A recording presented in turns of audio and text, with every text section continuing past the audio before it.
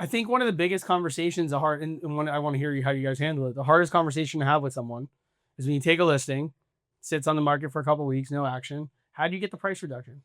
And I think a lot of agents struggle with that, right? It's one of those things. I know how I would do it. Probably not the easiest way, and I probably get fired right away. But you guys are doing it. I see price reductions happening. I see that happening. I'm curious, like, how's that conversation go? It's upfront, right? So like a lot of times I say, look, this is what I'm telling you. This is my professional opinion. We've showed it. You even said it yourself. You want to start at this price? That's fine. But if we go 2 weeks on the market and we have 0 showings, the market's speaking to you. So you're Either talking about zero that up showings front. or no offers. Right, or a ton of showings. Yeah, and no offers, right? So like I'm already premeditating that with them, like to let them know, like, look, if it's not happening then, your biggest window is the beginning.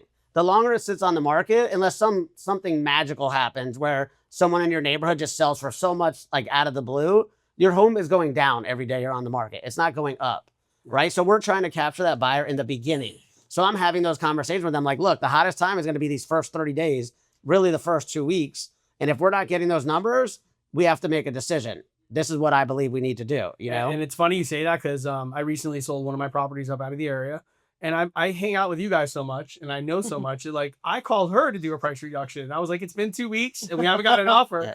I'm like, should we drop the price? She's like, can we give it another week? She's like, it's just holiday time or whatever. I'm like, okay, fine, we'll give it another week. I'm like that dream client that asks for the price reduction that doesn't, but that's just because I have a great understanding. I've heard so many conversations. And people don't sell their house that often. Like how many houses do people actually sell or buy, you know? So they don't know. And now we have Chat GPT. So I call them the Chat GPT generation, where they get all their information from there, you know? I hope people understand it's open AI. That means it's getting information from people as well. So a lot of that information is not real. Yeah. There's benefits, but like, it's not the be all end all, you know? But a lot of buyers and sellers go by that, you know? For me, it's providing feedback direct from the buyer. The consumer is the biggest feedback. If there's no showings, I tell them, Mr. Seller, I have 3,000 views on Zillow. You have 2 saves. Nobody showed up in 2 weeks. What's that saying? We're getting eyes on the property digitally. It's doing great. It's just not resonating. So it's either the price is wrong in their eyes or the product doesn't match. So which one is it? So if you get buyers in the door, which I like to do through open houses, especially at the beginning, then you actually get eyes on it and you can take that feedback back. You have to get eyes on it. Yeah. Yeah. It's a tough conversation to have with people, but you have to do it. You know, I mean, especially if they're agents who came during COVID, they're like, had never done a price reduction. They didn't even know what a price reduction was, you know? So they had to learn a whole new skill set. So in this market, we're all working in now buyer's market, which is great. What do you think right now? You know, you guys deal with both sides, right? You guys are getting offers, you're getting this. What's like the one piece of advice you can give an agent to help them win in this market? Because I know that you guys encounter a lot of different things.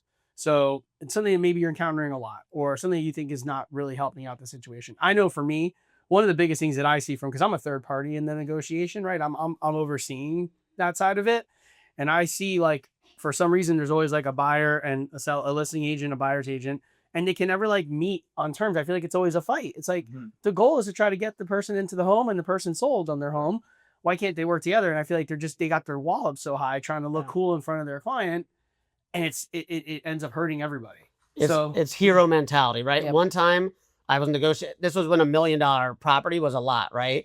And I came back into the office. I told Lori, I got them a $5,000, I negotiated them to not have to give a $5,000 credit. It was something along those. She goes, okay, well, what if you would have lost the deal? These people are millionaires. Do you think they cared about $5,000? They cared about you getting them what they wanted for their house and not trying to be a hero. So I think too many realtors, they want to beat the other realtor. And we need to be collaborative to try to get to the closing table. Like with you, I try to offer people your services all the time because I see their DU, I see the rates are so high. I run it by you, you're like, man, I could beat this by like 0.5%. But people don't trust the other realtor because they think it's like a battle, right? Versus like we're on the same team to get to the closing table.